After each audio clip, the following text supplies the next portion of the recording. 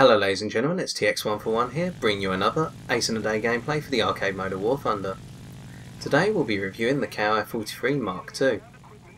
Now to give you a small historical overview on the Ki-43 and said iteration of the plane, the Nakajima Ki-43 Hayabusa was introduced to the Japanese Army Air Fleet in 1941 under the Mark I designation. The original design, as made by Hideo Itokawa, was in response to the 1937 specification for a replacement of the already successful Ki-27, a plane which had decent maneuverability, however needed upgrading in three main areas: speed, climb rate and range. The Ki-43 was to meet all of these requirements, being a very good plane of the time, outclassing in terms of maneuverability and, almost in all other areas, its contemporaries such as the Hawker Hurricane, Curtiss Hawk and Brewster Buffalo. The iteration that we see here in War Thunder, the Ki-43 Mark II, was introduced in December 1942, fielding an uprated engine from the HA-25 to the HA-115, and additionally the strengthening of its wings, for the simple reason that the original iteration of the Ki-43 saw a number of wing structure failures, and also the strengthening of the wings meant that the Ki-43 could support an extended fuel tank or the addition of bomb racks. So, how does the Ki-43 perform in War Thunder exactly? Well, the difficulty in reviewing the Ki-43 for me is that it's a very low battle rating plane. As I dive down this BF-109, I'll explain. Achieving a critical by making the most of the dive speed of the Ki-43, I'll go on.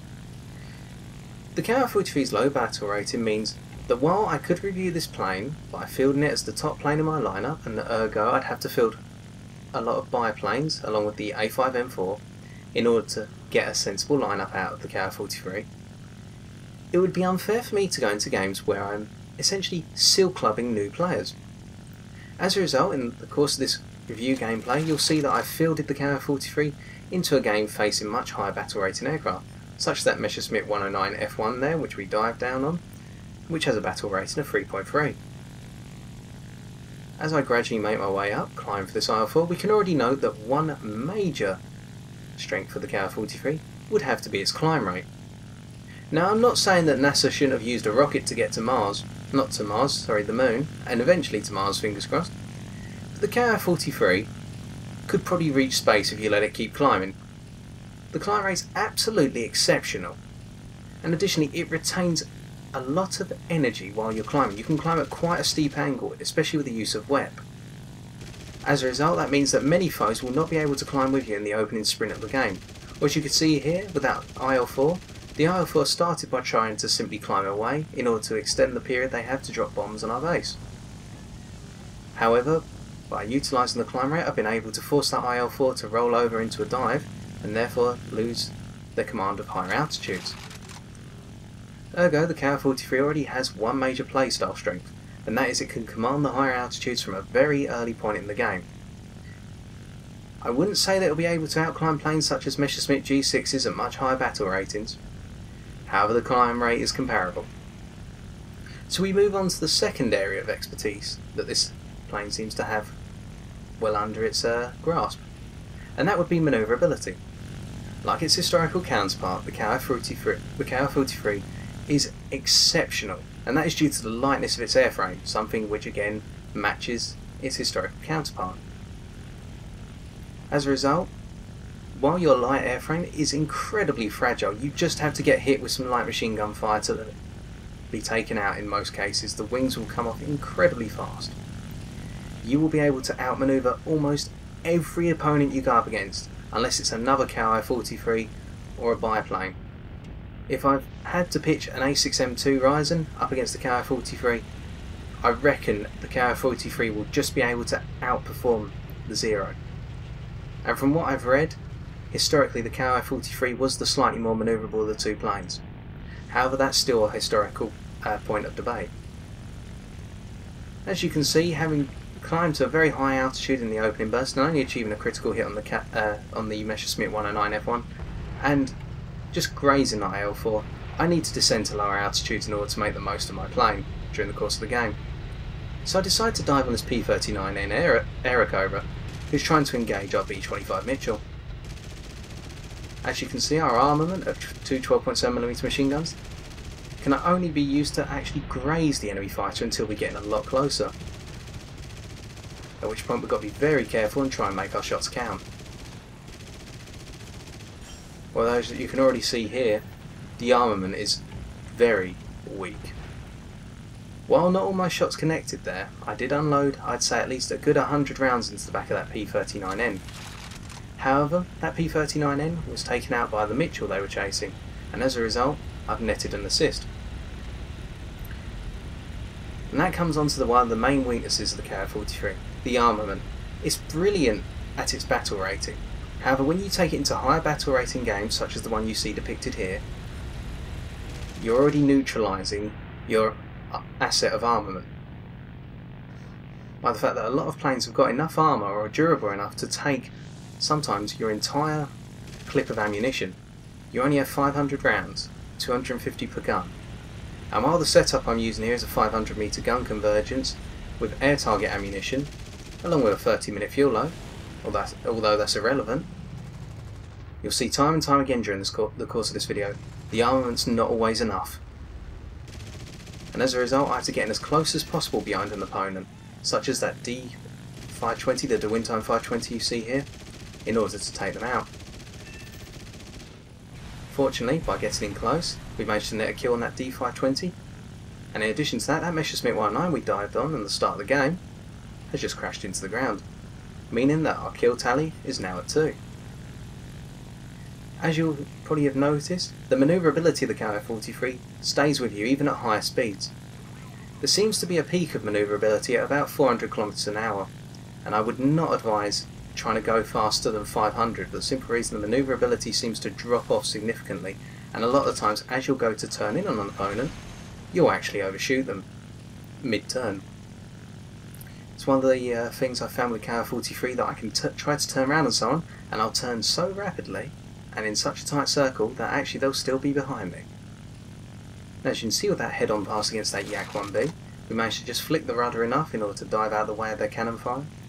And that's one thing to note about the Ki-43 if you do decide to take it into high battle rating games, and just a general thought. You're always going to need to avoid taking the slightest of hits, and that's why I'd advise against using this plane as a bomber hunter. I have had limited success at taking down planes such as Mitchells in the Ki-43, but you've got to make sure you neutralise all the gunners that can pose a threat. And while I would have gone after that LA-5 there, I noticed this Yak-1 was making a break for it. However, they eventually bail out, and so I decide to lift over and re-engage on that LA-5F that I discredited earlier. However, I do notice there are a number of enemy planes coming over, and due to the fragile nature of the Ki-43, I decide not to break into the engagement straight away for the simple reason I've got a couple of friendly fighters around and I want to get them into the mix as well before I start engaging anyone. As the LA-5 comes up to try and take a shot, or I believe they're going to, I hit the rudder and roll hard, as well as putting up on the stick, meaning that fire goes completely wide and I can come around for a pass on an enemy fighter eventually. I know that the P-39-II is the only available target, yet there are at least 3 planes attacking that, so I decide to instead break after this Spitfire, who's got an LA-5F chasing them. As to note, I try not to kill steal off of anyone, and so I'm very conservative about firing, although Spitfire Mark II does come awfully close, and so I decide to tuck in behind them and open fire. I only managed to get an assist and almost get clipped by my teammate's wing, simply because there are a lot of friendly fighters around here, which is completely understandable. I try to avoid being in the middle of a furball, but the Ki-43 does love a good furball, especially when there's a suitable number of teammates around. Ergo, you're going to see for the rest of this gameplay, on the Rice Terraces, the ground strike map, that I'm having to filter my way into a furball at a given juncture. Although in a one-on-one engagement, the Ki-43 can really surprise opponents. As a result, it makes for a brilliant bomber escort as well, for the simple reason that your performance does not drop off at higher altitudes. You can chase the annoying planes such as BTDs all the way up to 7,000 meters approximately, and still harass them and give them a nasty time. Now, speaking of nasty times, coming in on this MiG-315 BK, our initial burst does very little, but getting incredibly close, we take their right wing off completely. And as a result, for those who've trained their accuracy enough, I'd recommend trying to aim for key parts of the enemy planes rather than just spraying into the given mainframe. As you saw that MiG-3, we only had to hit their wing with the air target ammunition. And with that lag-free, going into a nosedive into the ground, we've managed to net ourselves our 4th kill. Now, to be honest, that kill was shared amongst myself and my teammates because I did not achieve a critical hit, and I believe the reason why I was awarded that kill was because I got the first and last shot off on the lag-free. So as a result, I'm going to discredit that from the final kill tally. So we're still at 3 as a result. However, as you can see, once again, we're utilising the Ki-43's incredible climb rate and turn in order to come around on this P-38-II Lightning, who's about to be engaged by a Messerschmitt 109, and I'm providing the bait.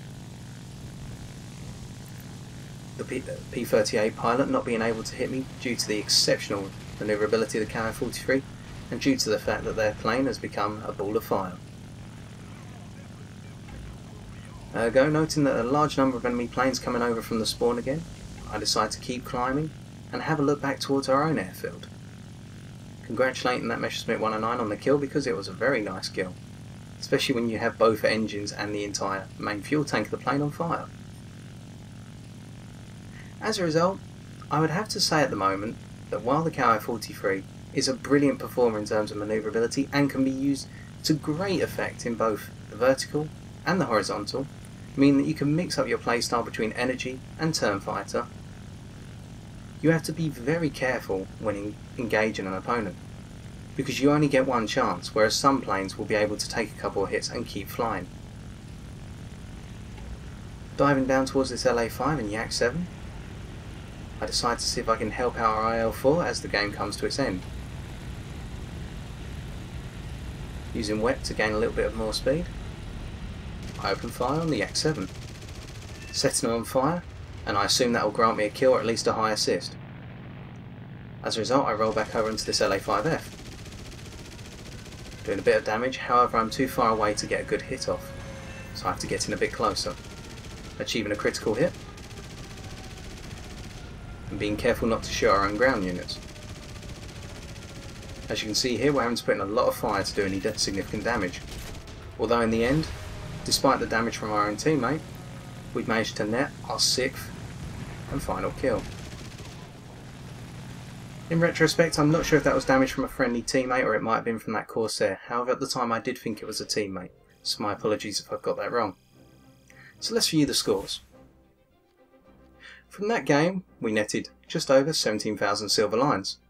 Additionally, we netted just shy of 1,200 research points for our plane, and unfortunately 357 research points for our next plane, the Ki-61 Mark I High, or Hay, because of its high battle rating.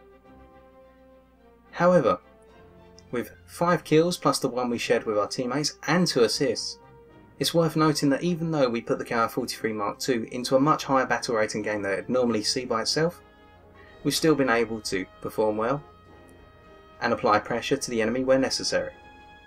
As a result, I would have to say that the Ki-43 is a brilliant fighter. Despite its anemic armament of only 2 12.7mm machine guns, you can mitigate this by simply getting in close to your target and making your shots count when necessary, aiming for key parts such as the wings or the engine. That means you can take down bombers or fighters alike, so long as you're careful. And if you manage that, and make note of your maneuverability, you could be on to an Oscar-winning performance in no time.